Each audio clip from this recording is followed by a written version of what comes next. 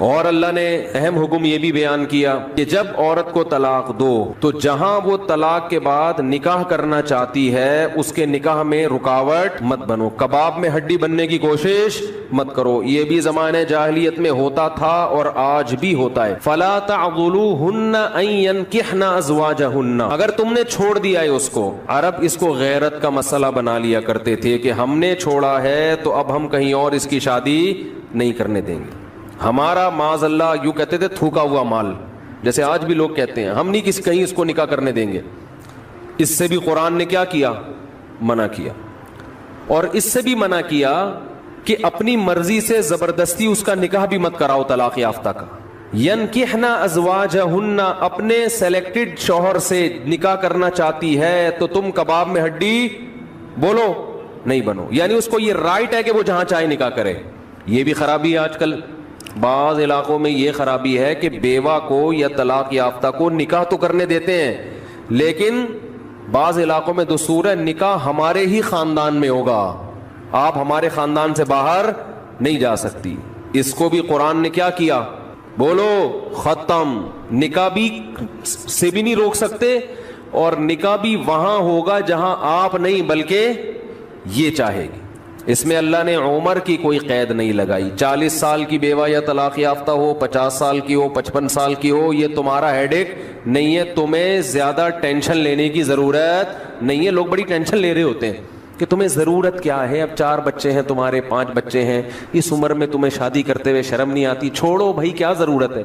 تو اللہ فرماتے ہیں کہ تمہیں ٹینشن لینے کی ضرورت بولو یہ اس کا ہیڈ ایک ہے، یہ تمہارا ہیڈ ایک نہیں ہے۔ جیسے کوئی 4 شادیاں کر رہا ہے تو اس کا ہیڈک ہے نا، آپ کا ہیڈک تھوڑی ہے یہ۔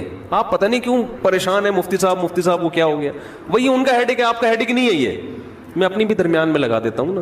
تو ہر ایک کے ہیڈک ہم نے پالے ہوئے ہیں، وہ یہ کیوں کر رہا ہے، وہ یہ کیوں کر رہا ہے، وہ کم عمر سے شادی کیوں کر رہا ہے، وہ بڑی عمر سے شادی کیوں کر رہی ہے، یہ ہوتے ہیں نا لوگوں کے مسائل۔ اس نے یہ کیوں کر لیا۔ ایک خاتون نے مجھے بتایا کہ وہ ایک دفعہ بیوہ ہوئی، اللہ کی قدرت دوبارہ شادی، دوبارہ بیوہ ہو گئی۔ تیسری دفعہ جب ان کی شادی ہو رہی تھی لوگ مذاق اڑا رہے تھے، بس کرو یار 2 دفعہ بیوہ ہو گئی، اب آرام سے بیٹھو۔ اب وہ بیوہ تو کوئی بھی ہو سکتا ہے، جوانی میں بھی عورتیں بیوہ ہو جاتی ہیں۔ تو اب دیکھو لوگوں کو تکلیف ہو رہی ہے، بھائی یہ اس کا ہیڈک ہے۔ اچھا لوگ اس سے شادی کرتے ہوئے ڈر رہے تھے ان سے کہ میں بھی بیوہ پھر میں نہ مر جاؤں، تو اس کا اس سے کوئی تعلق نہیں ہے۔ ہو سکتا ہے 2 دفعہ بیوہ ہونا تقدیر میں لکھا ہو، 3 دفعہ نہ ہو۔ یہاں مجھے وہ چٹکلا یاد آتا ہے، وہ ایک آدمی نے، ابے چھوڑو چٹکلوں کو، ابھی قرآن کو فوکس کرتے ہیں۔ آخر میں چٹکلے ہونا یہ صحیح ہوتا ہے، درمیان میں ہی آ جائیں تو پھر سارا موضوع چینج ہو جاتا ہے۔ اتنے اچھے احکام بیان ہو رہے ہیں قرآن کے، آگے اس کو آپ نے لوگوں کو بتانا بھی ہے۔ تو اللہ نے حکم دیا کہ طلاق کے بعد ایک دھیلا واپس نہیں لینا، خلا کی صورت میں لے سکتے ہو مگر خلا بھی شوہر کی رضا سے ہوتا ہے، یک طرفہ نہیں ہوتا، یاد رکھیں۔ دوسرا کام تم نے کیا کرنا ہے، اس کو کہیں اور نکاح سے روکنا نہیں ہے۔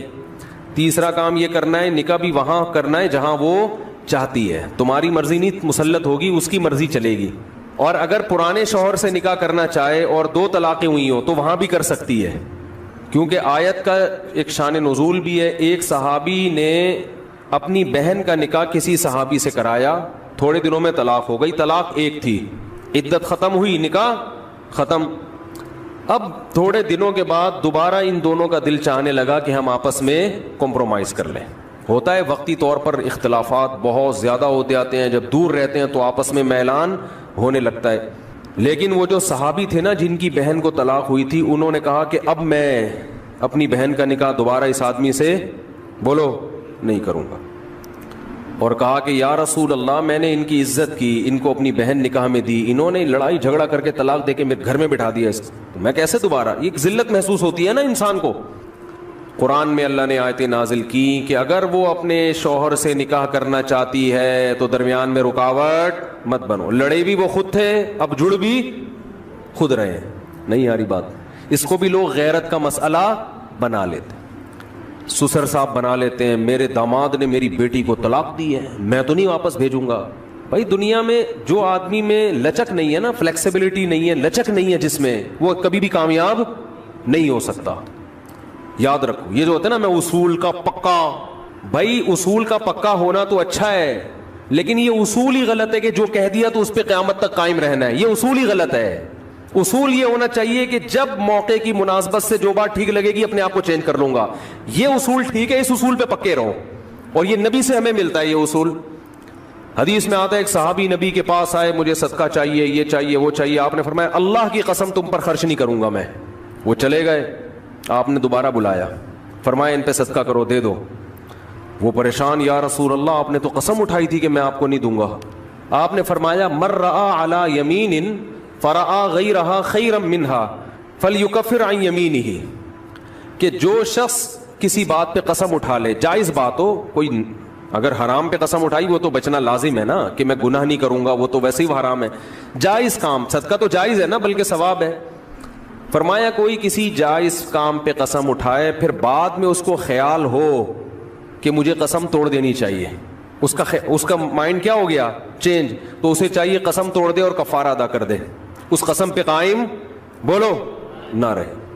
قسم پہ جب قائم نہ رہنے کا حکم ہے تو بغیر قسم کے میں نے جو بول دیا بس وہ پتھر پہ لکیر بن گیا, یہ تو پاگل اور گدھے ہونے کی علامت ہے. قسم بھی اگر کھا لی ہو تو بھائی اس وقت یہ خیال تھا کہ نہیں دینا, اب زمینی حقائق کہہ رہے کہ اس کو دینا ہے, تو اب قسم توڑو, کفارہ ادا کرو اور دے دو. بات نہیں آ رہی میرا خیال ہے. یہ کس کی سیرت ہے, نبی کی. نبی سے زیادہ کسی کی پکی زبان ہو سکتی ہے, لیکن ایسی لچک سکھائی ہے کامیاب بننے کے لیے کہ یہ نہیں کہ جو کہہ دیا تو وہ پتھر پہ لکیر. گراؤنڈ ریئلٹی کے لحاظ سے, ماحول کے چینج ہونے کے لحاظ سے آپ نے اپنا رویہ کیا کرنا ہے, چینج کرنا ہے. اس وقت آپ کی رائے یہ تھی, اب آپ کی رائے وہ ہے, کیونکہ زمینی حقیقت بھی چینج ہوتی ہے اور انسان کی نالج بھی چینج ہوتی ہے اور انسان کی رائے بھی چینج ہوتی ہے. بعض دفعہ نالج چینج نہیں ہوتی, انسان تانے بانے ملا کے ایک رائے قائم کرتا ہے, بعد میں جب اور گہرا سوچتا ہے تو اسے لگتا ہے کہ وہ رائے ٹھیک نہیں تھی, تو وہ اسٹیٹمنٹ اس کا کیا ہو جائے گا, چینج. کوئی بات نہیں, دن میں 100 دفعہ چینج ہو جائے. ناکام وہ ہے جو کہہ دیا تو اڑ گیا, بس کچھ بھی ہو جائے. اب دیکھو ایک آدمی آپ کو مستحق نظر نہیں آ رہا تھا, آپ نے کہا اللہ کی قسم تجھے میں صدقہ نہیں دوں گا, تو فراڈی ہے. بعد میں پتا چلا نہیں فراڈی نہیں ہے, آپ کو نہیں, میں نے تو بول دیا تھا میں نہیں دوں گا. بھائی اب فراڈی ہونے کی بیس پہ نہیں دے رہے تھے, تو اب پتا چل گیا یہ فراڈی نہیں ہے. بعض دفعہ پہلے بھی پتا تھا فراڈی نہیں ہے, اب بھی پتا ہے نہیں ہے, لیکن پہلے خیال تھا کہ نہیں دینا چاہیے, اب خیال ہے کہ دے دینا چاہیے, تو رائے چینج کر لو. بہت مشکل ہے. اور گھریلو جھگڑوں میں تو میاں بیوی کی طبیعت میں اگر لچک نہیں ہے نا, 4 دن بھی ان کا رشتہ نہیں چل سکتا. یہ تو مجھ سے ابھی لکھوا کے سگنیچر انگوٹھے لگا لو, جیسے سبزی والے نے ٹھپے لگائے تھے انگوٹھے لے کے گھوم رہا ہوں. لیکن آپ انگوٹھے نہیں, آپ مجھے پکڑ لینا, میں کہاں بھاگوں گا. وہ جب بھی انگوٹھے کی بات آتی ہے مجھے وہ سبزی والا یاد آتا ہے جس کو میں نے بزنس کے لیے پیسے دیے تھے اور اس نے ایمانداری میں اسٹیمپ پیپر پہ اپنے انگوٹھے لگا کے دیے تھے. جب وہ پیسے لے کے بھاگا تو 3 سال میں نے وہ انگوٹھے سنبھال کے رکھے. اب لوگ مجھے کہتے ہیں نا وہ فلاں آدمی کو میں اتنے کروڑ روپے دے رہا ہوں تو اتنا ایماندار ہے, میں تو اسٹیمپ پیپر پہ لکھوا رہا ہوں اور انگوٹھے بھی لگوا رہا ہوں. میں کہتا ہوں یہ انگوٹھوں کا تذکرہ میرے سامنے مت کیا کرو, انگوٹھوں سے کچھ بھی نہیں ہوتا. بندہ اگر 2 نمبر ہے, اسٹیمپ پیپر بکری کو کھلا دینا, کسی کام کا نہیں ہے یہ اسٹیمپ پیپر, عدالت سے بھی نہیں نکلوا سکتے.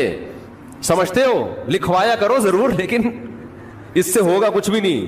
عدالت انگوٹھا دیکھ کے بولے گی بس ٹھیک ہے انگوٹھا, اب انگوٹھے کو پکڑ کے جیل میں ڈال دو, بس انگوٹھے کو دیے تم نے پیسے. بندہ تو پکڑائی میں آئے گا ہی نہیں, آ بھی گیا تو کچھ بھی نہیں کر سکتے. عدالت کہے گی دیے کیوں تھے. تو پیسہ دینے سے پہلے 100 دفعہ سوچا کریں. خیر, تو کیا بات چل رہی تھی, ابے انگوٹھے کی بات کہاں سے آئی.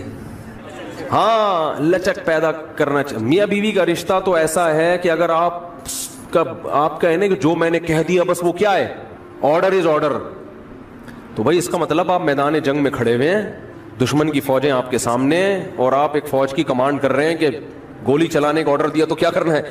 یہ گھر ہے, یہ میدان جنگ بولو نہیں ہے. یہاں آپ کا اسٹائل یہ ہونا چاہیے, آپ نے بیوی کو آرڈر دیا, گراؤنڈ ریئلٹی یہ کہہ رہی ہے کہ بھائی میرا روب اس پر بیٹھا ہوا ہے اور وہ پکوڑے بنا کے خود ہی کھا رہی ہے, آپ کو ایک لقمہ بھی نہیں کھانے دے رہی. آپ غصے میں آئے, آپ نے کہا بیگم مزید پکوڑا اگر کھایا نا تو گراؤنڈ